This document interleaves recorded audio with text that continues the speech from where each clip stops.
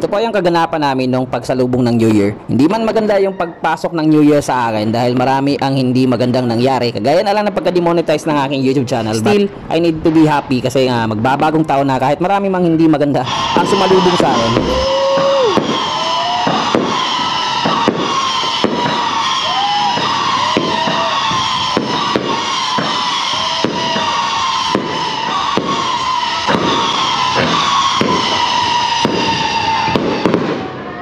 So ganito talaga mag-celebrate yung aming mga kapitbahay dito. Kahit hindi ka na lumabas ng bahay para manood ng mga fireworks display doon sa sentrong bahagi ng Tagum City, talagang mag-i-enjoy ka na dito sa mga kapitbahay mo na sobrang napakaganda ng kanilang mga fireworks displays. Kaliwat kanan makikita mo napakadaming mga nagpapaputok at nagpapa-fireworks display dito sa aming mga kapitbahay. So gagaya na lang yan, di ba? Na-i-enjoy mo talaga. Kahit dito ka lang sa loob ng bahay. At pagpasensyahan nyo na lang din po no kung medyo delayed na ang pag-upload ng video na ito dahil nga sa medyo napanghinaan ako at nawalan talaga ako ng gana na magawa at mag-edit ng mga videos or vlogs para dito sa aking YouTube channel dahil nga sa medyo napanghinaan ako nung na-receive ko po bago mag New Year yung demonetization ng aking YouTube channel. Pero kahit nagkaganon pa man ang aking YouTube channel, but still iniisip ko pa rin sa sarili kung bakit nga ba ako nagbablog, ano ba ang reason ko kung bakit ako pumasok sa ganitong klaseng platform at saka kung bakit ba ako nahilig sa paggagawa ng mga videos. Kahit simple lang naman ng mga vlogs ko pero aminin ko man sa hindi, talagang masaya ako sa ginagawa ko sa pagbablog.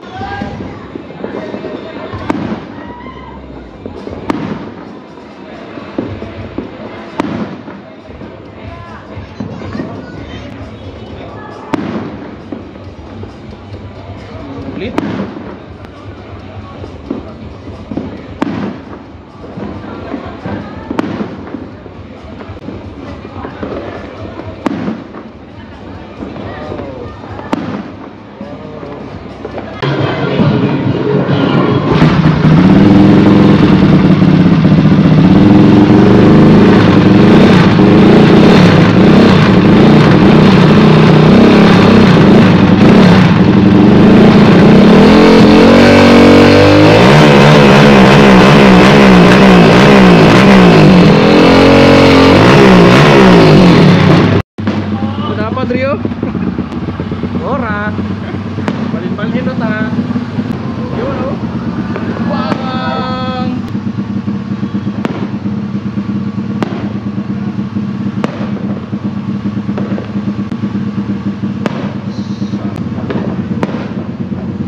Ito po ay yung Wave 125 ng aking kapatid na yumao na. So ito po yung ginagamit namin nung mahilig pa kami sa pakikipagkarera sa legal drag race o pakikipag-drag race sa daan. Ito yung pinapanglaban namin sa mga malalakas dahil nung una ito po yung talagang medyo malakas din that time, mga panahon na way back 2010 hanggang 2017. So nilalaro po namin ito nung buhay pa ang aking kapatid na kung saan ay talagang marami din ang tinalo. Wave 125 po ito na mayroong piston na 65 and naka-stroke po ito ng 3mm and naka-big bulb, naka-big crankshaft, offset at sa marami pang nilagay. Pero ngayon hindi na ito ganun kalakas kasi marami nang dapat ayusin sa loob ng makina na ito kasi matagal na dito nakatambay. So pinapaandar lang namin ito every New Year. So umaandar naman para pang-ingay namin sa pagsalubong ng New Year.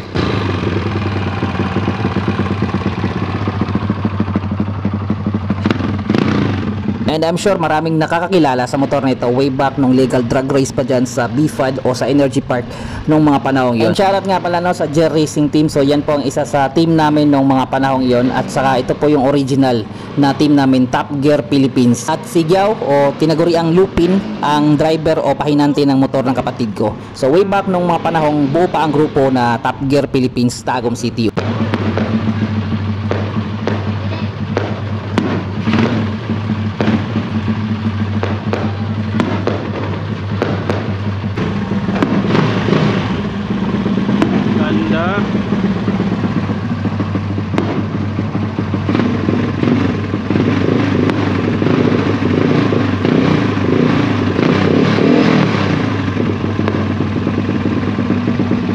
At again no, happy New Year po sa lahat at saka salamat po sa mga solid at sumusuporta pa rin dito sa aking YouTube channel. Kahit ganito man ang nangyari, patuloy pa rin tayo.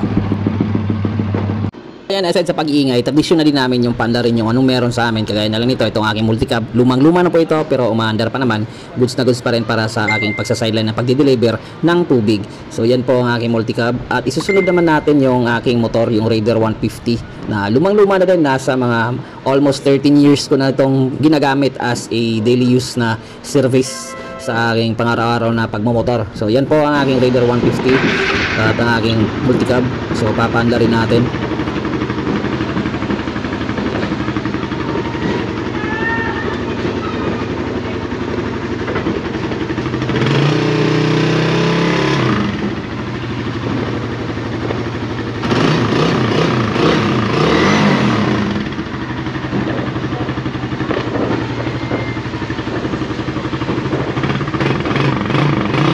Wow.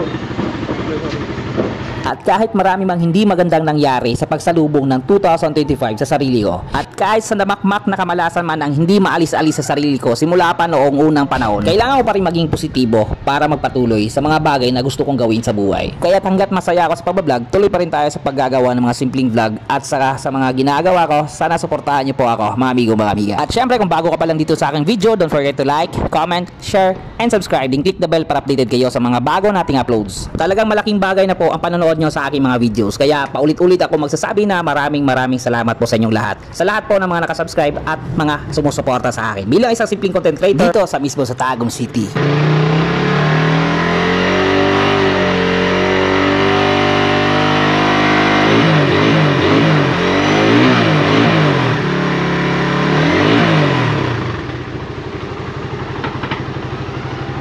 So ayun mga paps, na ito po yung Honda Wave 125 na drag bike ng kapatid ko na yumao na, namatay na. So ito po ang aming ginagamit ng mga panahong mahilig pa kami sa drag race, but nakatambay na siya. And sa tingin ko nasa 15 years na ata ang motor na ito. But still, yun, umaandar pa naman kahit nakatambay na lang as our remembrance na lang din ng kapatid ko na yumao na. So ito nga pala yung gulong sa harapan ng drag bike na ito, itong Honda Wave 125. So yan po ang ginagamit namin, literally BMX na tire po yan. So sa bike na gulong ang ginagamit namin. At dito naman sa likuran ay yung pinakamaliit na gulong talaga ng pang drag bike ang gamit namin. So actually tumatakbo pa naman ang motor na ito. Tinry kong patakboy nito kanina. Kaso nga lang hindi siya pwedeng sagarin dahil nga sira na yung mga brakes ng motor na ito at saka hindi na ganun ka-kondisyon yung kanyang makina. Baka bumigay yon. At talagang medyo delikado na patakboy dahil nga sa medyo luma na po yung mga gulong at baka nga lang mag-explode yung gulong habang pinapatakbo natin, di ba?